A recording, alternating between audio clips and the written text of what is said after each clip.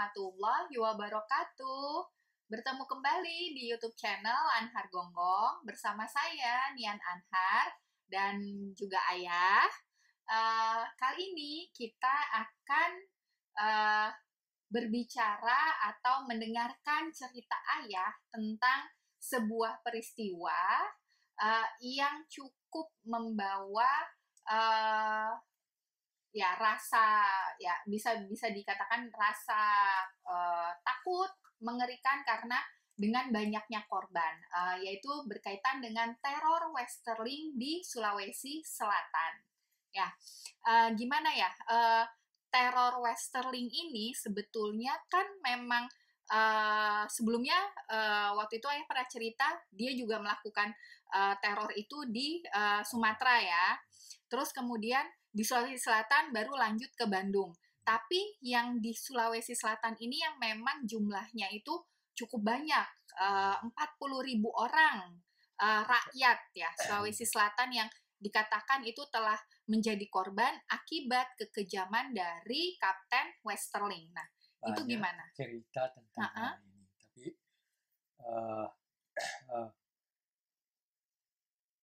sebenarnya salah satu faktor mengapa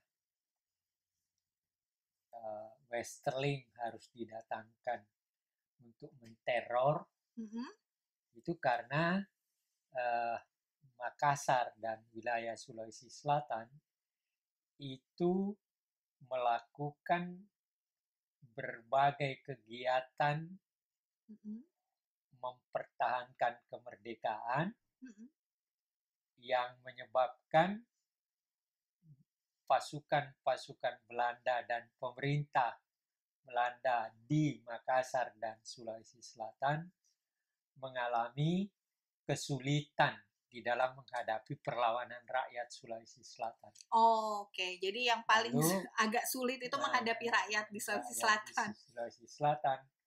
Karena apa? Sulawesi Selatan itu memang memiliki keunikan mirip dengan apa yang terjadi di Jogja, dalam arti bahwa sebagian terbesar dari raja-raja di Sulawesi Selatan adalah pendukung Republik. Oh, oke ya. Ada berapa kerajaan? Banyak. Ada banyak. Oh, oke. Banyak, baik yang kecil maupun yang besar. Kalau yang besar itu ada 3 yang menjadi lambang: Kerajaan Goa, Kerajaan Luwu, Kerajaan Bone. Oke, ya. Nah, tapi karena ketiga raja ini adalah memihak Republik, maka kerajaan-kerajaan lain juga karena masih punya hubungan famili, maka boleh dikatakan bahwa sebagian terbesar. Ada 1-2 tentu, bahkan nanti ada raja yang dinaikkan oleh Belanda untuk menggantikan raja yang melawan Belanda. Itu kasus Kerajaan Bone. Nandi Mapanyuki diturunkan, dipaksa turun, lalu kemudian digantikan oleh Andi Pak Benteng. Andi Pak Benteng ini adalah antek Belanda. Gitu. Makanya kalau ini nanti di Bone itu tidak terjadi pembunuhan Westerling, karena Andi Pak Benteng itu adalah mengusir orang-orang yang anti Republik dari kerajaan yang dikuasainya setelah diangkat oleh Belanda. Tapi di kerajaan lain justru terjadi pembunuhan itu. Jadi ceritanya begini, kan ini Hatta malah mengaitkannya dengan persetujuan Linggarjati. Artinya dalam perjanjian Linggarjati yang diadakan itu, salah satu di antara keputusannya adalah nanti kalau Indonesia diakui kedaulatannya oleh Belanda, maka bentuk negaranya adalah federalis. Republik Indonesia Serikat atau federalis. Federalis. Nah, ini kan ditentang. Jadi para pejuang nggak setuju dengan ini. Maka lalu dalam rangka memformulasikan dan mensosialisasikan bentuk kerajaan, Mm-mm. bentuk negara federal itu, Mm-mm. Van Mook Mm-mm. yang ketika itu berkedudukan sebagai Letnan Gubernur Jenderal Mm-mm. Belanda di Mm-mm. Indonesia, mengambil inisiatif untuk mengadakan sebuah konferensi di Malino. Oke. Tujuannya adalah mengumpulkan para pendukung raja-raja yang dianggap akan mendukung dia dan tokoh-tokoh yang dianggap akan mendukung dia untuk Mm-mm. menjadikan Indonesia Timur sebagai sebuah Mm-mm. negara bagian dalam kerangka negara federal yang akan dibentuk nanti atas Oh. kehendak Belanda.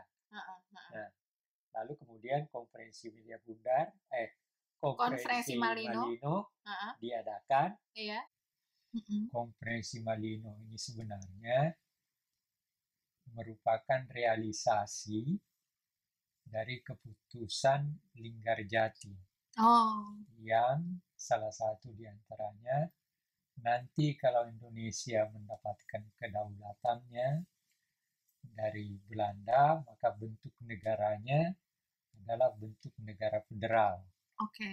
Gitu. Jadi tentu saja dia punya tujuan macam salah satu diantaranya adalah bahwa dengan negara-negara bagian ini maka pengaruh Belanda makin masih akan tetap dipertahankan gitu. Iya. Maka, nah, konferensi Malino sudah memutuskan bahwa akan dibentuk sebuah negara Indonesia Timur dengan keanggotaan dari macam-macam kerajaan yang masih ada dan masih eksis ketika itu. Jadi yang diundang ke konferensi Malino itu adalah raja-raja yang dianggap akan memberikan dukungan kepada ide Indonesia Timur itu. Nah, lalu kemudian setelah hasilnya konferensi Malino ini, maka nanti akan ada lagi konferensi lanjutan yang dalam rangka pembentukan Indonesia Timur itu di Denpasar. Konferensi Denpasar ya. Denpasar. Nah, para pejuang di Sulawesi Selatan berusaha menggagalkan konferensi itu dengan cara melakukan kegiatan-kegiatan berbagai macam serangan ya. Serangan, malam hari dilakukan serangan, siang hari juga, walaupun pada siang hari ya kuasa Belanda masih berani gitu. Tapi sebenarnya Ujung Pandang atau Makassar ketika itu dan kota-kota sekitarnya seperti Maros, Goa, dan sebagainya boleh dikatakan adalah wilayah yang tidak bertuan gitu. Jadi siang hari Belanda masih punya kuasa lah, masih bisa jalan-jalan, tapi pada malam hari mereka ketakutan karena mereka sering diserang tiba-tiba, mereka sering diculik dan sebagainya dan sebagainya. Maka untuk menghadapi kegiatan anti Belanda yang dilakukan oleh para pejuang Sulawesi Selatan, dan maka diperlukan kekuatan yang bisa diandalkan untuk menghadapi perlawanan itu. Maka didatangkanlah pasukan khusus yang ada di Medan, yaitu Westerling. Kapten Westerling itu ya? Belum kapten dia. Masih Letnan 1, lalu dibawa datang ke Makassar, tanggal 5 dia datang. Sebenarnya tanggal 7 udah mulai kegiatan. 7 apa? 7 Desember. 1904. Tapi resminya itu baru tanggal 11 Desember ada persetujuan kata Belanda mengatakan bahwa sebenarnya didatangkannya Westerling itu juga atas persetujuan dari Dewan Adat. Tapi Dewan Adat siapa orangnya nggak tahu juga karena sebagian besar besar dari dari raja pada saat raja itu pada waktu itu pendukung Republikan. Republik. Ya, ada satu atau ada raja Mm-mm, yang memang dinaikkan oleh Belanda mm-mm, karena menangkap raja yang anti Belanda itu. mm, Bone misalnya. mm-mm, Mengapa Bone pada masa itu tidak terjadi pembunuhan mm-mm. besar-besaran? Karena Andi Mapanyuki sebagai Raja Bone Mm-mm. dipaksa turun Oke. dan digantikan oleh Andi Pak Benteng Uh-uh. yang dianggap memihak, bukan saja dianggap, memang memihak kepada Belanda untuk mendapatkan posisi raja. Oh. Gitu, namanya Andi Pak Benteng. Uh-uh. Nah, sehingga waktu Wesseling datang, ya Bone tidak diperlukan untuk melakukan pengejaran pada pejuang loh, sudah Karena diusir, sudah diusir oleh sudah dipegang juga ya Andi Pak istilahnya. Benteng, iya. Mm-mm. Tapi yang lain tidak. Mm-mm. Yang lain tidak. Walaupun Andi Mapanyuki itu nanti tetap melakukan perlawanan. Perlawanan. Nah, dia bisa berhasil menyingkir ke Toraja dan Mm-mm. dilindungi oleh orang Toraja. Mm. Seperti itu. Tapi akhirnya Westerling datang Mm-mm. dan segera secara resmi tanggal 11 Desember dia sudah melakukan kegiatan, melakukan pengejaran dan sebagainya. Gitu. Jadi dia mulai dari wilayah Panakukang, dari selatan ke utara sampai nanti ke Majene, Mamuju yang sekarang menjadi provinsi Sulawesi Barat. Jadi memang setiap kali misalnya satu desa dikumpulkan, lalu yang dikumpulkan, lalu orang desa yang dikumpulkan ini ditanya pejuang-pejuang yang mereka cari. Misalnya di Matalata. Jadi dalam bukunya ini yang di Matalata itu ada buku yang ditulis oleh di Matalata yang baru mau launching ya. Meniti, Siri dan harga diri. Catatan dan kenangan. Di Matalata ini adalah seorang pejuang dan jabatan terakhirnya pernah anggota DPA, tapi dia adalah Panglima Kodam Sulselra pertama. Oh. Jadi, ini misalnya di Matalata dicari. Padahal di Matalata sebenarnya sudah datang dari. Salah satu faktor mengapa serangan-serangan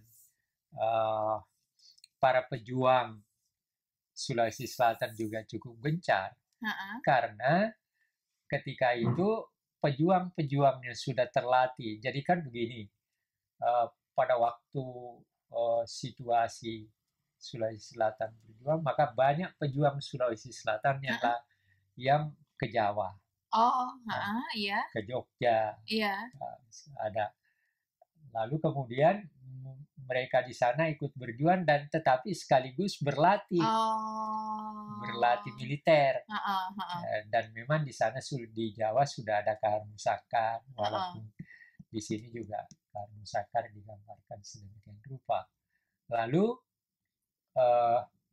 orang-orang yang pejuang-pejuang ini yang sebenarnya memegang peranan-peranan penting. Ada komandan batalion, ada komandan kompi, ada staf kuartir di markas besar angkatan perang dan sebagainya. Nah, tetapi nanti orang-orang ini mengumpulkan orang-orang Bugis, lalu kemudian dilatih. Nah, orang-orang ini nanti pada tahun 46 itu secara berangsur kembali melakukan ekspedisi ke Sulawesi Selatan dengan menggunakan perahu. Ya, kapal laut ya. Bukan kapal laut, perahu pinisi, perahu lambo, segala macam. Nah, di sini ada gambar-gambar perahunya ya. Perahunya yang digunakan. Coba sini aku sambil bantuin, sambil ayah terusin. Jadi ada. ini pasukan-pasukan berlatih dan Hmm. sebagainya. Kalau Andi Sarifin ini Mm-mm. dulu Oh, dan sebagainya. Jadi dalam bukunya Di Mata Lata ini ada gambaran RPP ini yang dimaksud adalah Westerling. oh, ada bab sendiri tentang Ada bab Westerling ya? Tidak. Ya, digambarkan Oh, aja. ini fotonya. Ini fotonya Westerling. Ini kira-kira yang namanya Bukan Westerling. kira-kira. Oh, emang ini ini yang namanya Westerling. Tapi ya fotonya foto ini ya, kayak repro gitu ya. Iya, tentu saja. Nah, ini ada artikelnya di Mata Lata dengan judulnya RPP Westerling. RPP ini nama singkatan Westerling. Nama singkatannya di depannya. Oke. Paus. Iya. Jadi Westerling ini lah yang memimpin. Pasukannya tidak banyak sih dari segi jumlah, cuma 123 orang, tapi macam-macam orangnya. Ada macam-macam, ada orang Ambonnya, ada orang Manadonya, ada orang Jawanya. Jadi ada orang Belandanya tentu. Nah, dia lakukan dan mulai melakukan pembunuhan itu ya dengan mengumpulkan orang, mencari siapa pejuang-pejuang yang dicari. Jadi salah satu kegiatan yang dilakukan adalah mencari pejuang-pejuang. Menyisir ya? Menyisir pejuang-pejuang. Pejuang-pejuang yang dianggap sebagai tokoh utama dalam perjuangan itu. Menjadi ancaman untuk Belanda ya? Mata Lata, Andi Sele, ya, Andi Arsa, Andi Isa, dan sebagainya. Jadi keliling. Nah, lalu dan setiap kali mengumpulkan orang itu, orang itu sudah disuruh menggali lubang. Jadi misalnya ada 40 orang atau bahkan ada 100-an orang dipanggil, lalu suruh gali lubang dulu. Nah, lalu mereka disuruh kelilingin lubang itu. Setelah kelilingin lubang itu, maka mereka ditanya, mana di Mata Lata? Tidak ada yang jawab, tembak lagi. Mana di Sele? Tidak ada, tembak lagi. Mana Ranggong dan Romo? Tembak lagi. Kan tidak ada yang memberitahu. Dan rakyat nggak mau memberitahu ya? Nah, ada sebenarnya siapa namanya? Sailan. Itu iparnya Yusuf. Iya. M. Yusuf. Iya. Itu pernah mengatakan bahwa sebenarnya yang berjuang itu adalah rakyat. Nah, saya pernah diceritakan oleh kakak saya, Andi Arsyad. Andi Arsyad. Arsa. Diceritakan begini, jadi waktu Westerling datang sudah mengumpulkan orang di salah satu kampung di Alita, kerajaan ayah saya. Itu. Maka datang 3 orang mencari Andi Arsyad ke satu tempat dan berhasil ketemu. Ketemu dan dia katakan, jangan ke situ. Bahkan orang ini membawa Andi Arsyad itu pergi jauh, ya sekitar 3 kilo atau 2 kiloan. Baru setelah sampai di situ, dia disembunyikan di satu rumah di Rakyang. Rakyang itu kalau rumah Bugis, Rakyang itu tempat atasnya itu ada ruang yang untuk nyimpan macam-macam. Loteng mungkin ya kalau sekarang semacam loteng lah. Simpan padi. Iya, lumbung kayaknya. Lalu Andi Arsyad itu kakak saya disimpan di situ. Baru kemudian dia pulang. Pulang ke tempat itu. Ke tempat teman-temannya disembunyikan, dikumpulkan oleh Belanda. Iya. Ya setelah itu ya mati karena ketembak kan. Iya, ketembak karena dia Kita nggak mau ngaku. nggak mau kan? Padahal barusan menyelamatkan itu, Melewati, iya. Andi Ya, Arsat itu. gitu. Oh. Ya seperti itu Oh. dulu cerita. Jadi eh, tapi intinya daripada kegiatan Westerling ini adalah karena pasukan Belanda yang ada di Makassar Mm-mm. tidak dapat menghadapi perlawanan pejuang-pejuang ini sehingga diperlukan teror. Jadi sebenarnya apa yang dilakukan Western itu memang tujuannya untuk menteror, Menteror supaya takut supaya ya. ada ketakutan, Mm-mm. menyebar ketakutan dan sebagainya. Mm-mm. Nah itu tujuannya sehingga mereka memang Westerling ini rupanya Mm-mm. adalah salah seorang yang memang mempunyai psikologi pembunuh Oh. dalam dirinya gitu. Mm-mm. Mm-mm. Sehingga ya mungkin Dengan Belanda membunuh itu dia nggak merasakan apa-apa ya. dia tembak orang seenaknya aja. Iya, padahal kalau dipikir Westerling dengan hanya 123 Iya, tapi dia pasukan, keliling kan. iya keliling. Tapi dan dia sendiri terbagi juga. Jadi ada Uh, pasukannya yang ke sana. Belum oh, tentu juga Westerling yang membunuh orang itu, tapi iya, pasukannya. iya, iya, iya. Tapi itu di bawah nama Westerling. Di bawah nama Pak Ada Westerling ya. beberapa di sini ada yang lain, ada Letnan Vermeulen, Uh-uh, Mayor Stufkens, uh-uh. yang bersama dengan Westerling Westerling itu. melakukan pembunuhan itu. Uh-uh. Jadi, nah tentu saja ada polemik. Iya. Masa sampai 40.000 40.000? ya, ya yang banyak Nah, berini kan masa sih sampai di sini 40.000 masa sih gitu. sampai 40.000. Nah, Tapi di kalau sini hal ngebayangin, yang menarik. uh-uh, Tapi kalau saya sendiri uh-uh, berpendapat bahwa kalau lebih dari 10.000 ada. ada ya. Ada karena bayangkan dari selatan Iya, ke utara iya, iya. ke seluruh Sulawesi Selatan Uh-uh.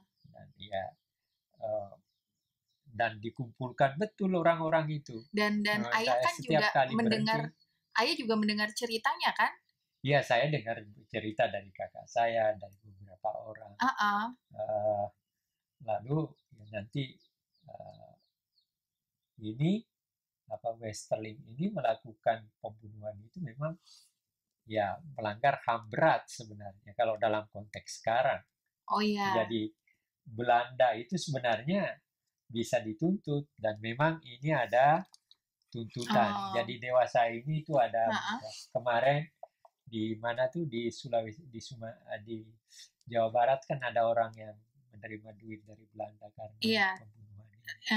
Uh-uh. Iya. Nah, ini ada putusan pengadilan Den Haag Iya. Belanda atas gugatan janda anak korban kejahatan perang Westerling di Sulawesi Selatan 25 Maret 2020. Baru berarti ya? Baru. Jadi ini Uh-uh. tapi setelah saya baca ya, Uh-uh. saya tidak tahu orangnya siapa.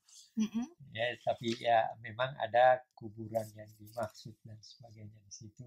Oh. Sebenarnya ayah saya ada di situ, kakak saya ada di situ. Yang ikut menjadi korban. Menjadi korban di kuburan itu. Oh. Di Supa. Di Supa ya, Supa. Kerajaan Alita. Supa bukan. Ayah saya ditembak di Supa. Oh. Kerajaan Supa. Kerajaan Supa itu kerajaan tersendiri yang rajanya adalah Andi Abdullah Masepe. Oh ya, Andi Abdullah Masepe. Yang merupakan anak dari Andi Mapanyuki, Raja Bone. Iya, betul. Ayah saya di Alita. Alita itu sama besarnya sebenarnya, malah lebih besar dari Supa. Dari Supa. Jadi kerajaan yang sekarang menjadi kecamatan semua. Ya. Jadi ayah saya melakukan perlawanan lalu kemudian ketangkap lalu sudah ada kakak saya yang ketembak lainnya di Parepare. Di sini juga ada disebutkan. Nah, menarik juga sih yang di Matalata di catatannya ya. Matalata disebutkan nama-nama orang yang dibunuh oleh Westerling. Ada catatan. Ada nama kakak saya segala disebutkan walaupun ada keliru. Siapa? Jadi Andi Isa, anaknya, ayahnya siapa? Ayahnya Makmur Makkah. Oh. Ayahnya ke Makmur Makkah itu juga kena. Oh. Ya. Jadi memang yang ditarget itu raja-raja yang mendukung ini ya, mendukung Republik ya. Bukan hanya raja-raja, semua kerabat keluarganya dan mereka yang turut mendukung Republik ya. Iya. Nah, ada hal menarik. Nah, ini ceritanya tadi saya ceritakan kan. Oh ya ini. Oh, nah itu nama-namanya ya. Nama-nama. Tapi walaupun ada sedikit keliru ya. Jadi di sini nomor 1 ini daftar korban penembakan di depan Masjid Raya Parepare. Oh, Ya. Nah, Masjid Raya Parepare ya. HS Daimparani, asal Parepare, ayah mantan Gubernur Sulsel Brigjen TNI Haji Andi Odang. Oh. Ya. Lalu Andi Mapatola. Ini ayah saya sebenarnya keliru ya. Harusnya di sini saya Andi Panandrangi. Oh, ada Atta Panandrangi di situ, tapi namanya salah. Salah. Oh, Jadi kenapa saya katakan? Kenapa ayah tahu? Ayah Letkol Purnawirawan Andi Sele Matola. Mapatola, salah istilah sebenarnya. Andi Sele, ayahnya Andi Sele. Jadi ini ayah saya. Iya. Lanukmang. Lanukmang ini ayah dari bekas Bupati Arifin Nukmang. Jabatannya yang terakhir adalah Ketua Legiun Veteran dan cucu dari Lanukmang ini menjadi wakil gubernur zamannya Syahrul Limpo. Oh, iya. Jadi Syahrul Yassin Limpo ya. Andi Sinta ini juga tokoh politik, masih hubungan keluarga. Nah, Andi Isa ini asal Sawito, kakak saya. Kakak saya Andi Isa. Ini matinya jadi beda sama sama kakek. Jadi ayah saya dibunuh di Supa bersama kakak saya. Kakak ada beberapa kakak ya? Kakak saya ini adiknya di Isa. Andi Mandu namanya. Jadi yang meninggal ditembak bersama ayah saya itu anaknya yang bersama Andi Mandu. Jadi diambil dari penjara Parepare setelah ditangkap. Lalu sepanjang perjalanan dari Parepare itu naik mobil, terluka, dipukuli di atas mobil, sampai mereka semua jadi pingsan. Lalu diturunkan di Supa. Ya, memang kuburannya itu tidak jauh dari jalan. Di situ ada, di sini disebutkan ada. Memang tertulis Taman Pahlawan, tapi terbagi. Ada kuburan umum, ada tembok, ada khusus di situ ada sekitar yang ditembak mati bersama ayah saya itu sekitar 40 orang. Dengan kakak saya. Saya masih ingat tempat kuburannya. Jadi Daimparani ini ayah daripada Andi Makmur. Ya. Oh, makmur. Lalu kemudian saya ada namanya di sini, kakak saya ada namanya di sini, segala macam. Walaupun ini sebenarnya agak keliru juga, karena ini di Parepare kan, padahal ayah saya yang di Parepare memang kakak saya yang di Isa. Andi Isa ya, yang di Kan Sawito itu. Ayah saya di Supa. Jadi ini di sini ada yang catatannya Andi itu ya. Ada yang disebutkan di sini yang dikenal oleh Andi Matalata. Andi Matalata hanya 24 orang. 24 orang. Lalu ada seorang Siti Hasana Nukmam. Ini anak daripada Lanukmam. Jadi saudaranya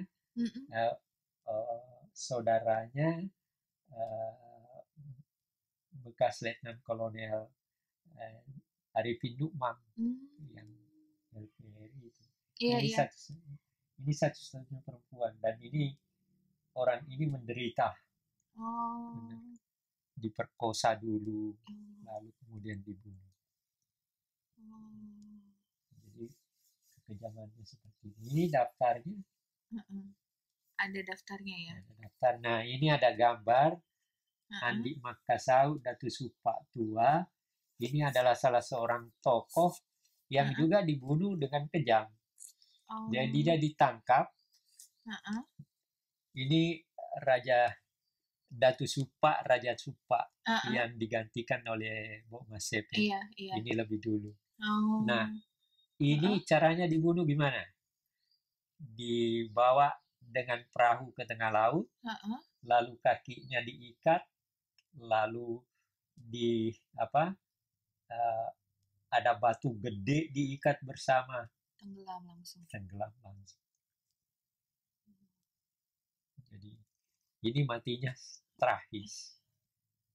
Jadi orang yang ada namanya di sini itu orang yang matinya mati tragis. Tapi ini hanya 24 yang digambar, yang diketahui. Iya, mungkin yang diketahui oleh Andi Matalata ya, lebih dari itu banyak. Pasti tentu ada lebih banyak. Nanti Abu Bakar segala macamnya sih. Ayah masih tahu, maksudnya silsilah keluarganya dari korban-korban itu ya? Kenal sebagian ya, rata-rata sebagian kenal ya? Saya kenal. Ini ayah dari Andi Nani. Yang penari. Andi Sapada. Andi Sapada. Iya. Iya. Jadi begitulah kekejaman yang dilakukan oleh Westerling. Dan sebenarnya di sini, nah itu tadi mengapa gencar sekali yang dilakukan, karena pejuang-pejuang dari Jawa sudah mulai datang. Mereka punya senjata, sudah terlatih juga. Jadi udah punya strategi juga ya. Dan banyak hal yang menarik yang digambarkan oleh Andi Matalata di sini. Dan ya nantilah. Tapi yang perlu diketahui oleh masyarakat bahwa, nah, kenapa istilah 40.000 itu dipakai? Iya. Jadi tahun 48 kalau nggak salah saya, waktu memperingati yang pertama itu, Soekarno, kalau menurut Andi Matalata di sini, lain dengan apa yang saya pernah peroleh. Tapi ya yang penting istilah 40.000-nya tetap. Jadi Manai Sofyan. Manai Sofyan. Jadi ayahnya Sofian itu almarhum. Itu adalah tokoh besar, salah seorang tokoh PNI memang, dan dekat dengan Bung Karno. Jadi waktu mau peringati korban 40.000 ini, Bung Karno mau mengetahui berapa banyak sih yang dibunuh sebenarnya. Ya. Lalu dia panggil, menurut Andi Matalata, dia panggil Manai Sofyan. Iya. Ditanya, Bung, Berapa sih yang dibunuh Belanda? Mm-mm. Westerling. Mana yang nyebut istilah 40.000. Oh, Sejak itu, ketika Bung Karno berpidato, maka yang dipakai yang istilah dipakai itu adalah 40.000. 40.000 itu. Oh, Nah, ya, lalu ya. ada tokoh di Makassar yang pernah mengatakan, nah, nggak benar itu. Mm-mm. Oh, emang orang Bugis Ada 40.000 pada saat bukan, itu atau memang orang Bugis penakut, masa kayak ayam dibunuh 40.000 orang, itu kan oh, kayak membunuh ayam. Memang ya, ya, ya. orang Bugis katanya pemberani kok. Iya, orang Bugis pemberani. Lalu disebut tiba-tiba 40. Tapi orang ini nggak ngerti Heeh. bahwa sebenarnya yang dibunuh itu adalah orang yang melindungi orang yang dicari. Iya, Nah, betul. Mm-mm. ya kan? Jadi yang berjuang itu adalah orang yang dibunuh sebenarnya. Yes, heeh. Ya. Iya, Pejuang yang dilindungi, iya, tapi dia sendiri mati. Artinya iya, dia kan pejuang. iya, betul. Justru dia menjadi pelindung dari Iya, orang yang iya, berjuang itu. iya. Dan yang Kalau ya mm-mm, seperti contohnya tadi, kalau kakak saya tidak dibawa, dibawa disembunyikan, disembunyikan, lalu dia kembali kumpul dengan orang itu, kakak saya akan mati karena pasti akan ke sana kan Iya, betul. untuk kumpul. Ya udah Dan ceritanya. biasanya kan memang orang yang melindungi itu akan jauh lebih banyak, Pak. Iya, Iya kan? ya, dan memang orang Logikanya. ah, yang sangat saya salut pada mereka yang mati yang disebut orang 40.000 ini adalah Heeh. keberanian untuk tidak, walaupun mereka tahu di Mereka mana akan dibunuh, mereka akan mereka akan mati. mati, tapi dia tetap kekeh untuk tidak menyebut nama orang itu. Walaupun mungkin mereka tahu ya seperti tadi, Iya, walaupun mereka tahu mereka ada tahu di ada mana. di mana. Gitu. Hmm. Itu yang Mm-mm. apa namanya, yang hebat dalam peristiwa ini. Nah, Hmm. setelah itu, Mm-mm. setelah proses pembunuhan itu terjadi kan Mm-mm. ribut. Kalau dalam dalam bukunya Hatta itu di Hatta bawahnya ya. Heeh. ini ada disebutkan Heeh. juga bahwa kan kaitannya dengan konferensi Denpasar. Denpasar. Lalu Mm-mm. Bung Hatta Mm-mm. menyebutkan juga di sini Mm-mm. bahwa dia tidak sebutkan jumlah, tapi dia cuma katakan pada tanggal 12 Desember Mm-mm. 1946, Mm-mm. waktu Belanda sedang menuju pembentukan negara dalam kurung negara bagian Mm-mm. Indonesia Timur, terjadi di Sulawesi Selatan pembunuhan besar-besaran oleh Westerling. Mm. Begitu aja. Mm-mm. Mm-mm. Pemerintah Republik, lalu disebutkan pemerintah Republik Indonesia Iya. memprotes kejadian itu kepada Van Mook yang mewakili pemerintah Belanda di Indonesia. Oh. Jadi, Itu rentang waktunya berapa lama sih ya? dari 11 Desember, Heeh. dari 7 Desember sebenarnya, Heeh. sampai dengan 2 Maret 47. Jadi sekitar 3 bulan. Sekitar 3 bulan Nah, ya. sekitar 3 bulan. Jadi kalau sekitar 3 bulan, kalau jumlah 40.000 sebenarnya itu pun karena memang dikumpulkan, saya sih, tapi saya percaya 10.000 ada berdasar lah. lebih. Lebih. Kakak saya, Heeh. ayahnya Neneng, Oh ya, di Kuru, Atakuru. sayang sekali saya kehilangan, cuma ada kertas selembar, itu dia catat Iya. bahwa di Kariango Iya. itu ibu kota kerajaan Alita, Heeh. lalu dia catat ada 700 orang Oh. di sekitar kampung itu. Pada saat itu Pada ya, saat kejadian Westerling itu. yang dibunuh Westerling itu ada 700-an orang, bahkan dengan nama-nama. Oh. Bahkan dengan nama-nama. Ya, tapi sayang, saya Catatannya catatan kehilangan. Saya dikasih sebenarnya. Dikasih lewat Pak Sagibung. Pak Sagibung ke sana lalu dikasih lihat. Saya dikasih. Tapi ya hilang. Tapi ya saya percaya sih kalau apa yang dicatat oleh kakak saya itu memang karena ya. Alita itu salah satu wilayah yang memang merupakan salah satu tempat perlawanan yang termasuk terkuat di Sulawesi Selatan, dan daerah Supa Alita itu tidak jauh, dan memang dua kerajaan itu dekat. Ada dua nama di Polewali, Polewali Supa. Iya, itu benar. bagian dari, lalu kami tinggal di situ. Ada Polewali Mandar, Polewali Mandar yang, nah di Polewali, di Kariango dan Supa itu memang daerah yang paling melakukan perlawanannya makin kuat ya. Cukup di luar kota Makassar. Selain kota Makassar berarti daerah itu yang memang paling kuat melakukan perlawanan ya. Supa Alita itu sekitar sekarang Pindrang. Daerah Pindrang, Parepare. Dan memang itu adalah daerahnya Bau Masepe dan Nandi Sele, Nandi Arsyad, itu wilayah kekuasaan. Paham sih, paham. Kenapa kuat? Jadi seperti itulah keadaannya. Jadi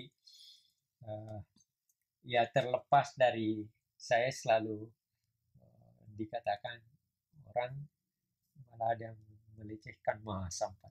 Jadi saya bilang jangankan 40.000 orang, satu orang aja dibunuh. Itu kan artinya apa? Ada pembunuhan kan? Iya, betul. Dan pembunuhan itu kan tetap merupakan suatu pelanggaran kemanusiaan. Iya, tidak bisa ditolerir dengan apapun. Nah, memang dalam bukunya Bung Hatta ini disebutkan ada, atau di dalam buku ini disebutkan ada macam-macam jumlah yang disebut. Ada yang menyebut 60.000, ada yang menyebut 20.000, ada yang menyebut 2.000. Westerling mengakui hanya 600. Kalau dari catatannya, di buku ini? Iya. Yang buku bahasa Belanda ini ya? Hanya dia mengakui 600, tapi itu menurut dia tembak sendiri. Jadi artinya apakah pengakuan 600 itu adalah pembunuhan keseluruhan atau yang dia tembak sendiri. Karena kan dia ada pasukan juga kan tadi disebut. 123 orang itu bersama yang lain. Jadi ya kayak gitu. Jadi tapi terlepas dari apa semua, tujuan utamanya memang untuk melakukan teror. Iya, untuk memberikan rasa ketakutan supaya pada masyarakat. Meredam ya. Meredam. Dan konferensi Denpasar itu bisa dilaksanakan. Memang ada beberapa metode yang dilakukan oleh Belanda untuk mencari para pejuang ini. Salah satu di antara di samping ini yang kejam, ada istilah pasoso. Apa itu? Pasoso itu rakyat dikumpulkan, lalu disuruh berjalan mencari pejuang-pejuang itu, sehingga pejuang ini tidak mudah untuk lari. Jadi pergi mencari, masoso itu pergi mencari. Dan itu rakyat yang dikumpulkan untuk pergi mencari itu. Dan rakyat itu mau? Iya, dipaksa. Mereka terpaksa ya? Di depan, di belakangnya ada orang yang mengancam untuk membunuh. Jadi rakyat Pasoso ini di depan. Di belakangnya ada sejumlah pasukan. Gitu. Iya, itu. Nah, lalu ada lagi. Jadi dan ini terjadi pada keluarga saya. Kakak saya, kakak perempuan saya, namanya Di Mama. Itu diambil oleh mata-mata Belanda, lalu disuruh naik kuda di sekitar Alita, Kariango itu, masuk hutan, teriakin namanya Sele, panggil Andi Sele, Adi, Andri, masuklah. Jadi teriak. Mancing ya, karena kan dengar suara. Bukan mancing, memang disuruh manggil. Disuruh manggil ya, dalam arti kan karena ini saudara, berarti mungkin saja Andi Selenya keluar, gitu kan. Memang tujuannya itu. Dan itu dari pagi sampai malam. Heeh. Jadi keliling itu Heeh. seluruh. Ya bayangin satu Satu kampung, jadi kampung, satu kecamatan, ya satu kerajaan gitu kan? ya, keliling seperti itu.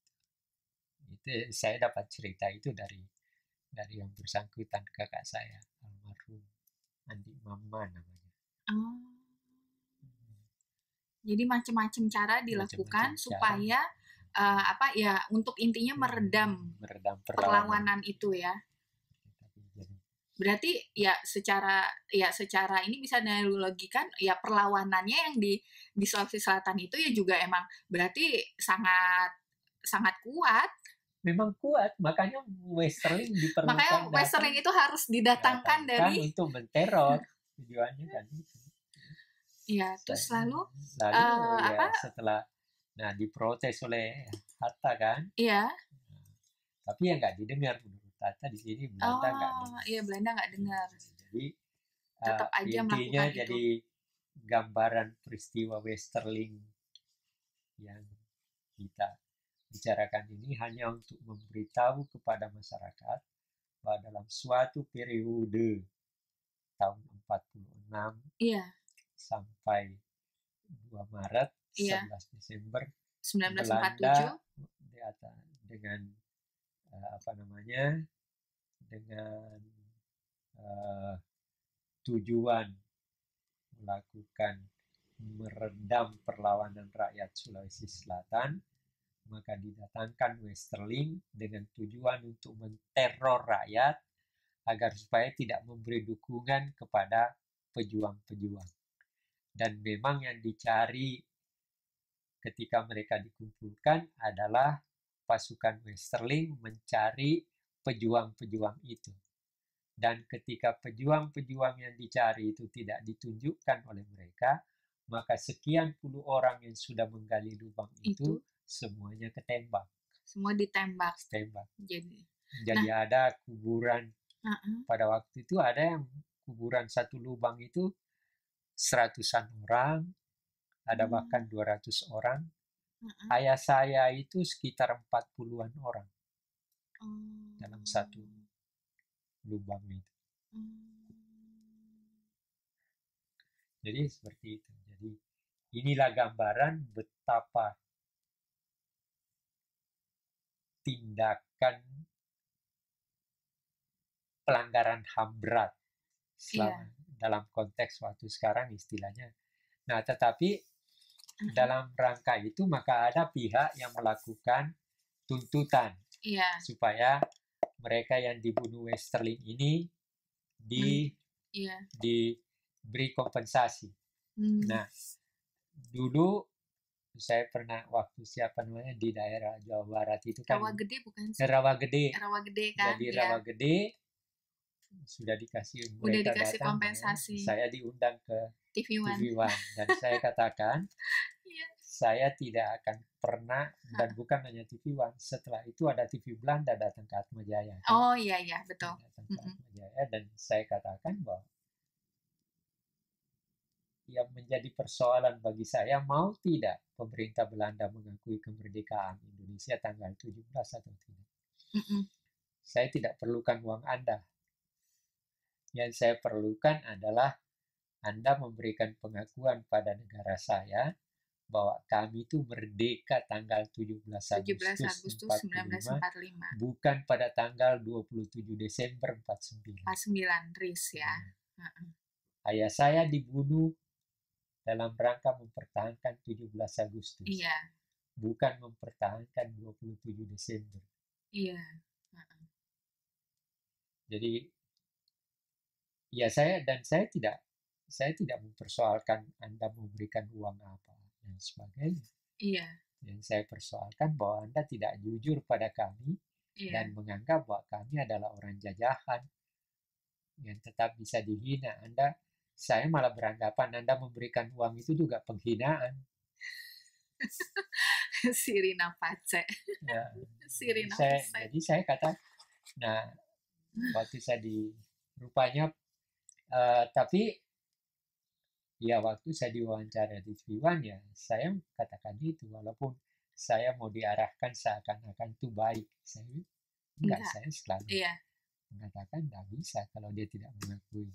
Kemerdekaan Dan saya Indonesia. malah ketika itu Menteri Luar Negerinya kan mengeluarkan pernyataan. Iya. Natalegawa. Oh, Martin Natalegawa. Martin Natalegawa kan Iya. mengeluarkan pendapat bahwa dia senang. Saya bilang Menteri Luar Negerinya ini Menteri Luar Negeri nggak tahu masalah. Sejarah. Tidak memahami sejarah ya. Iya. Sejarah. Konteksnya adalah bagaimana itu berkaitan dengan kedaulatan Republik Indonesia, kemerdekaan, kemerdekaan bagi bangsa. saya sebenarnya begitu merdeka tanggal 17 Agustus 1945 ya. Sudah selesai, kami punya kedaulatan. Iya. Bahwa Belanda mau kembali mengambil kedaulatan itu menyebabkan maka terjadi perang. Iya, betul. Dan kami mempertahankan itu. Iya, iya. Kami melawan selama 4 tahun. Iya. Dan kami berhasil menang. Iya.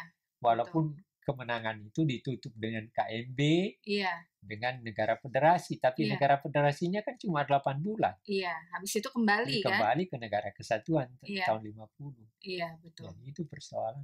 Iya. Jadi ini salah satu episode kecil sebenarnya, singkat, tapi punya makna tertentu. Punya makna tertentu di dalam episode untuk mempertahankan kemerdekaan, mempertahankan kemerdekaan dan kedaulatan sebagai bangsa merdeka. Iya. Gitu. Nah, yang aku pertanyakan, berhasil nggak terornya Westerling itu untuk membuat takut? Enggak kan? Enggak Jadi, malah begitu dia ditarik, di sini Andi Matalata mengatakan di sini, justru tidak berhasil karena pada 30 bulan Januari pasukan Andi Matalata sudah sampai di Makassar kalau nggak salah. Nah, dan dia terus melakukan perlawanan. Jadi usaha mereka untuk menteror itu gagal karena pasukan dari Jawa juga sudah mulai datang dan perlawanan juga makin gencar. Perlawanan makin gencar dan artinya teror itu tetap tidak berhasil ya. Oke. Ya. Oke. Itu kisah cerita tentang teror Westering yang dilakukan di Sulawesi Selatan yang umumnya kita kenal itu sudah sudah mengambil korban sekitar 40.000 jiwa ya, 40.000 jiwa dari masyarakat Sulawesi Selatan yang sebetulnya itu adalah pejuang-pejuang yang ingin istilahnya melindungi pejuang-pejuang yang dicari ya.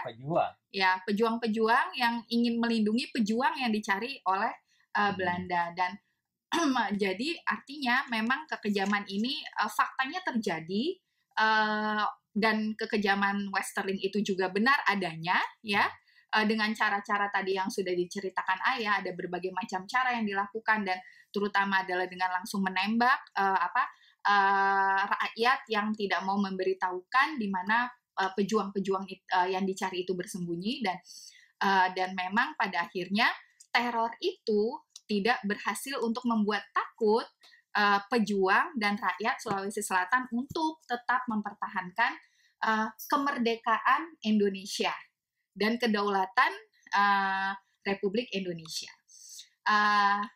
Rasanya untuk episode kali ini cukup sekian dan jika episode ini menarik, boleh di-like, subscribe, dan share dan sampai ketemu di episode berikutnya. Terima kasih. Dadah.